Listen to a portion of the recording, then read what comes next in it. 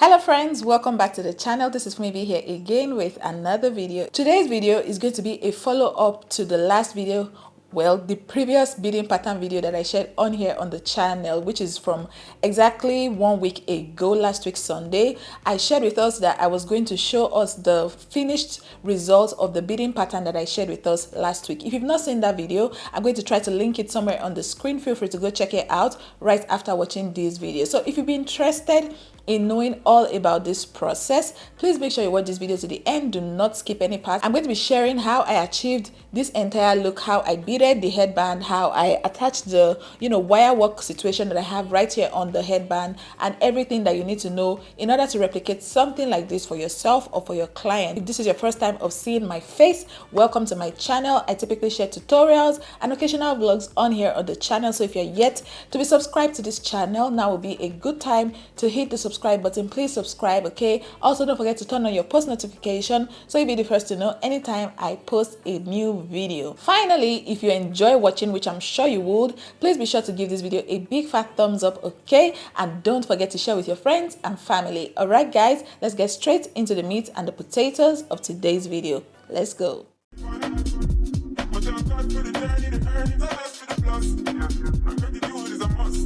Like I said earlier, this video is a continuation of the previous version, okay? So if you've not seen that video, I'm going to try and link it on the screen. Please check it out just in case you've not seen it, so you'll be up to speed and you'll be able to follow along with me. What I have here is my velvet fabric. I already went ahead to fold and sew, and that's what I'm going to use to wrap my headband. But before we get to wrapping, I need to first of all pad my headband. And if you don't know how that goes, padding my headband just entails attaching a piece of foam onto the headband just to give it like a padded effect.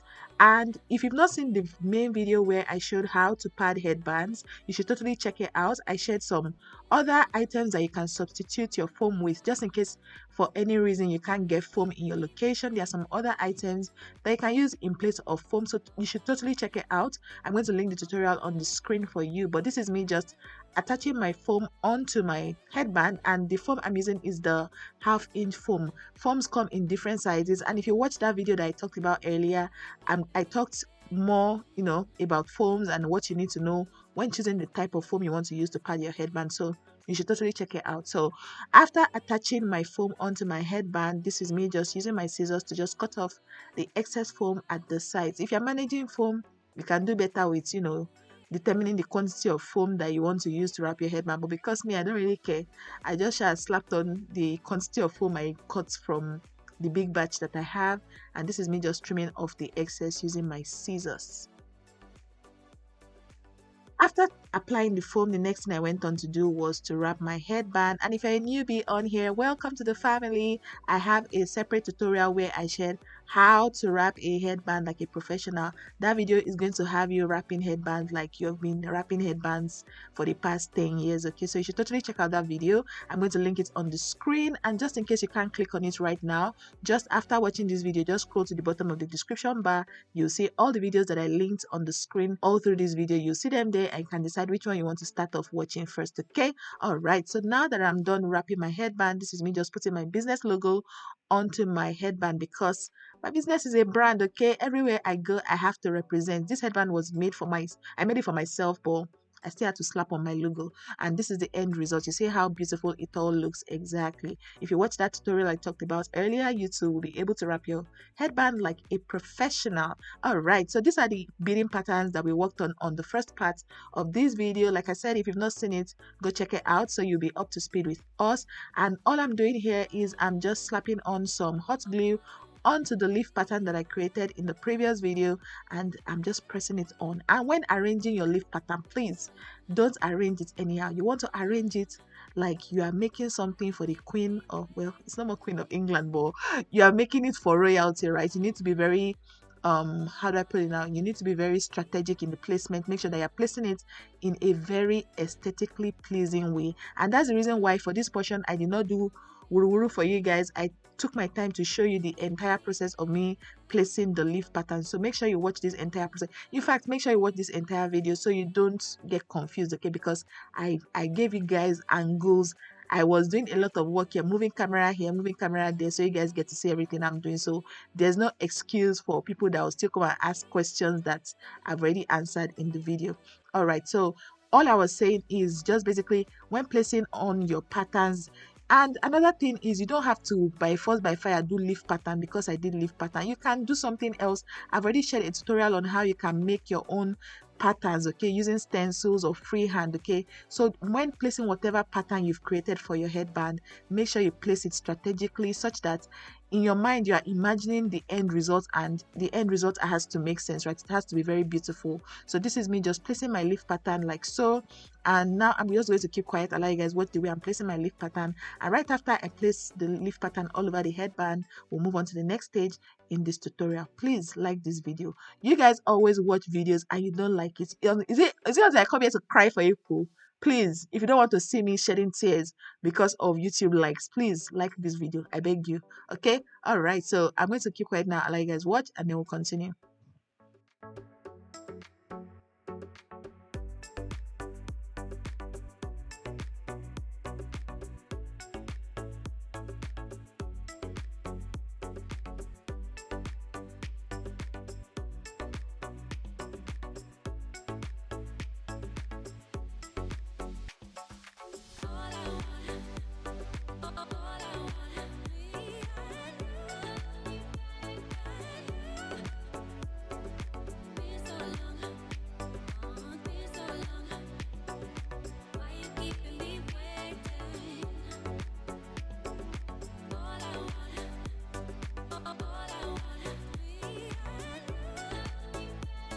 All right, guys, so this is the headband after I placed all the leaf patterns. You see that it makes sense. If it makes sense, please type makes sense in the comment section. So now it's time to cover up this entire open space, and what I'm going to be using is this piece of what's it called now, vine, okay. Is made with wirework vine, and I've made a tutorial already on how you can make your own vines for yourself, but in this video again I shared another tutorial, okay.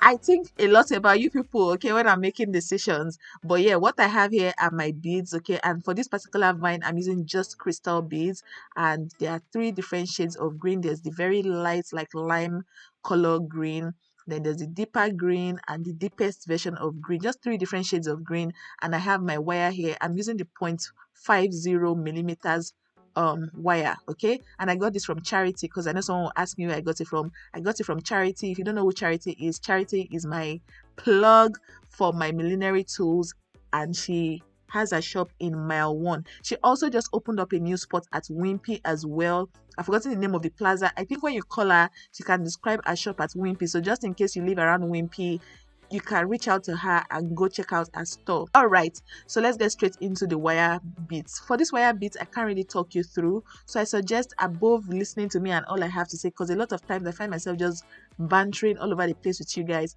Please look at what I'm doing and then also listen. So what you have here is a piece of wire, and the wire that I cut was about 25 inches long, and then I folded it in such a way that the 2 ends of the wire were equal, and then I passed my bead through, and this is the bead right there. And after passing, you have to twist. What I suggest you do is, if you've not seen my previous video on how to do wire work beading, check out that video and then come back to watch this one, because that way when you watch that other one, you kind of, it gives you like a foundational knowledge, and then some of the things that I'm doing here will not look like Greek to you, okay. But I just did a combination of single beads and triple beads, okay. So when I say triple beads, I passed 3 beads at a time, and then other times I passed just 1 single bead. The one that I'm using 3 beads at a time, the beads that I'm using there are size 4 beads. As you can see, it's smaller than the main one. Then that big bead at the center is size 6, okay. Feel free to do any combination you like. This one there's no rule, okay. It's just vibes. Like I said, I made this piece for myself, and this was just me trying to come up with something gorgeous. Like, there was no rule book, there was no guideline that I was following. I was just, as the spirit was leading, I was following the leading of the Holy Spirit, okay. All right, so feel free to combine any type of bead you like. You can do pearls if you like, you can do seed beads if you like. Just go off, and then what you want to do is, just as you're passing your bead, just be twisting your wire. Just be twisting your wire. Just be twisting your wire until it starts to look nice, okay? All right, so I'm going to keep quiet now. I like guys what the way I'm passing my beads and twisting my wire. And then when we are done doing the wire work portion of this video, I'll move on to the next stage of this particular tutorial.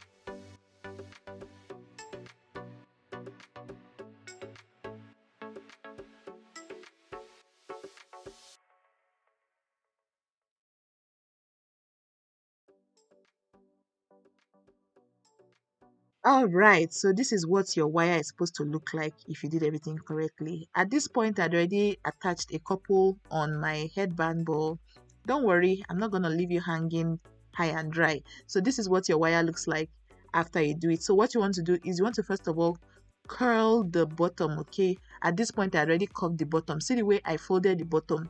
And that's because you don't want the wire to just be sharp at the edge and poking you when you wear it, right? So curve the bottom a bit and then now start to sew. You just need to just do a little hole situation right there. I hope you guys can see because I tried to zoom in. So you will now sew on the wire work onto the headband. You see that at this point I'm just placing the wire work at strategic points on the headband. So when doing your own as well, if you want to do more wire work, I think at the end of the day I did about 13 pieces of vine. If you want to do something very magnificent, you can do up to 20 pieces of vine and place them strategically on whatever design you're trying to create, okay? But I did 13 and I was tired because I always, my mind is always on something. I'm always working on a project, right? So I couldn't spend the whole day working on this. So this is the headpiece after I attached the vine and all of that. But I still felt like there was something missing. So I had to move on to do something else on the headband. So I'm going to show you guys exactly what I did.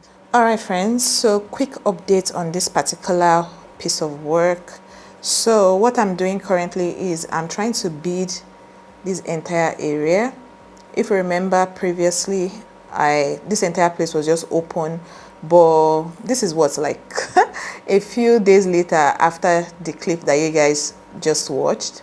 I just couldn't help but feel, you know, a bit uncomfortable about how this entire area was looking, so I decided to just cover it up in beads, and I'm just quickly going to show you how I typically go about it. So I basically, let me start from the top, from the bottom right here and work my way upwards. So I'll just pass my beads this way. I said my beads, pass my needle and thread this way, and then pick up a couple of beads. It's kind of similar to the way I typically bead headbands, but I'll pick just a couple of beads and check if the quantity of beads I picked up will cover up the area that I'm trying to cover. So you see I can go ahead and remove this last one because it was kind of overlapping and I want it to just sit perfectly. Let me zoom in further so you guys get to see what I'm doing clearly. So now that we have about 5 beads, I think this is perfect. So I'll simply just pass my beads this way and then bring it out right beside this my starting point, like so. And if your beads are not sitting properly, that's why our hands are there. So you just use your hands to just adjust it such that it sits the way you prefer it to sit, and then pick up more beads. Again, about 5 beads should do. All right, and then pass your needle and thread underneath again, and then pull it out this way. I got a suggestion from one of us saying that I film videos from behind me. The thing with that is, because my camera will be behind me, chances are if my camera should time out, I might not notice, and yeah, it's going to spoil things. But I'll see. I need to get a cord that can basically connect my computer to my camera, such that as I'm filming, I'm seeing what I'm doing. I have a cord, but it's not long enough. I need to get a long cord. So thank you so much, first of all, for the suggestion. I believe her name is Lauren. It was Lauren that made that suggestion. So shout out to you, Lauren. Thank you. And Lauren is such an active, gorgeous girl. Like, she always has something sweet and a constructive feedback to provide, basically. So thank you so much. I'll take that into consideration. So I'm just going to keep beading until I get to the top. And then I also got another feedback from my sister, actually, this time. So there was something she thought I should share with you guys that I've shared it previously on here, and it was basically from my early days, you know, of sharing beading tutorials on here on the channel. But apparently for my new girlies on here, I keep assuming that you guys know these things, but I have to consciously remind myself that the GGG farm, the gorgeous girls farm, is growing, and I need to take our newcomers into consideration when I'm doing certain things. So apologies if you've been feeling left out. I'll try my best to be more engaging with us, both the typical YouTube farm and the newcomers. So the thing I'm basically trying to show us is how I typically, oopsie, hey God, oh my goodness. So what I'm trying to show us is how I typically secure my stitch. So before now, I used to tell you guys that you separate your threads and tie it up like you're tying a shoelace, but baby, we've advanced. So I'm going to show us the updated way that I typically secure my stitch these days. You guys see that as I'm moving upwards and getting to a tighter spot, I'm reducing the number of beads that I'm passing through my needle and thread. So that's something you want to take note of as well. So yeah, basically what I did here, that was what I did all around, such that I don't want to see this my velvet fabric that I used to wrap my headband. I want everywhere to be covered up, and it just gives the headband a more lush look. I'm going to try and zoom out and show us the end result, but let me quickly tidy up my stitch. So yeah, when tidying up your stitch, you want to pass your needle and thread just slightly through your fabric, pull it all the way until you have something like a loop, and then put this needle and thread here. My camera needs to behave itself this morning. All right, so where the needle and thread is, you pass it through the center of the loop and knots. Let's look at. All right, so you pull it this way and pull tight and create a knot. You can repeat that process a couple times, maybe 2 or 3 times, until you're sure that your knot is secure. So this way you're sure that all the stitches you did stay secure, and just makes you feel like a pro. All right, friends, so you guys see that making this headband was pretty easy peasy, and I hope you guys watched all the way to the end. You saw the additional information that I shared with us on how I achieved the beadwork at the brim of the headband. If you skipped this video, go back and watch it so you don't ask me questions that I've already answered in the video. Like I said earlier at the introduction, if you enjoyed watching this video and you're yet to hit the like button, please do well to hit the like button. That way I know that you guys enjoyed watching, and it also helps the YouTube algorithm spread my videos to a wider audience. And don't forget to share this video with someone that you think would love this type of content. Thank you guys so much again for watching today's video, and yeah guys, I can't wait to see you in another video. Bye bye.